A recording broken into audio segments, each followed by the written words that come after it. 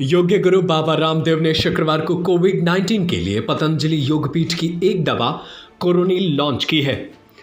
उन्होंने आज एक प्रेस कॉन्फ्रेंस आयोजित की जिसमें उनके साथ केंद्रीय स्वास्थ्य मंत्री हर्षवर्धन और परिवहन मंत्री नितिन गडकरी भी मौजूद थे। इस दौरान बाबा रामदेव ने कहा कि पतंजलि रिसर्च इंस्टीट्यूट की ये दवा विश्व स्वास्थ्य संगठन से सर्टिफाइड है और WHO ने इसे GMP यानी गुड मैन्युफैक्चरिंग प्रैक्टिस का सर्टिफिकेट दिया है। उन्होंने कहा कि कोरोनिल को WHO प्रमाणन योजना के तहत आयुष मंत्रालय से प्रमाण पत्र मिला है। बता दें कि पतंजलि आयुर्वेद का कहना है कि इस दवा को 100 से ज़्यादा वैज्ञानिकों ने मिलकर तैयार किया है और इसमें शामिल औषधियों की योग से न सिर्फ इम्यूनिटी मजबूत होगी बल्कि कोरोना से भी ख़त्म किया जा सकता है।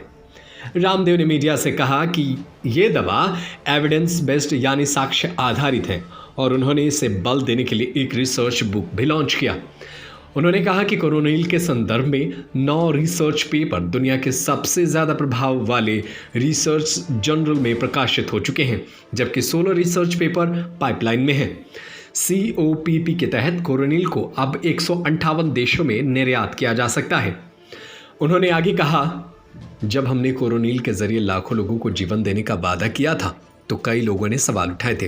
वहीं कुछ लोगों के मन में रहा था कि रिसर्च तो केवल विदेश में हो सकता है। ख़ासतौर पर आयुर्वेद की रिसर्च को लेकर कई तरह के शक किए जाते हैं। अब हमने शक के सारे बादल छांट दिए हैं।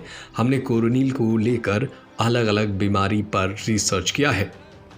वहीं केंद्रीय स्वास्थ्य मंत्री हर्षवर्धन ने आयुर्वेद के महत्व के बारे में बोलते हुए कहा कि भारत में आयुर्वेद की 30,000 करोड़ रुपए की अर्थव्यवस्था है। आधिकारिक आंकड़ों के अनुसार कोरोना से पहले हर साल 15 से 20% की वृद्धि देखा करता था।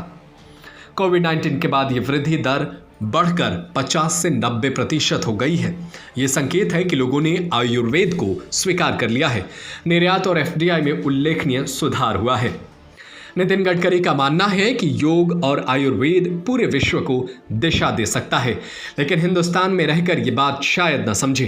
जर्मनी में जाएंगे तो समझेंगे। रिसर्च बहुत आवश्यक होती है और बाबा जी को हम योग और आयुर्वेद के ब्रांड एम्बेसडर के रूप में देखते हैं। ब्यूरो रिपोर्ट, खबरें अभी तक। Subscribe to our YouTube channel and press the bell icon to get the latest updates.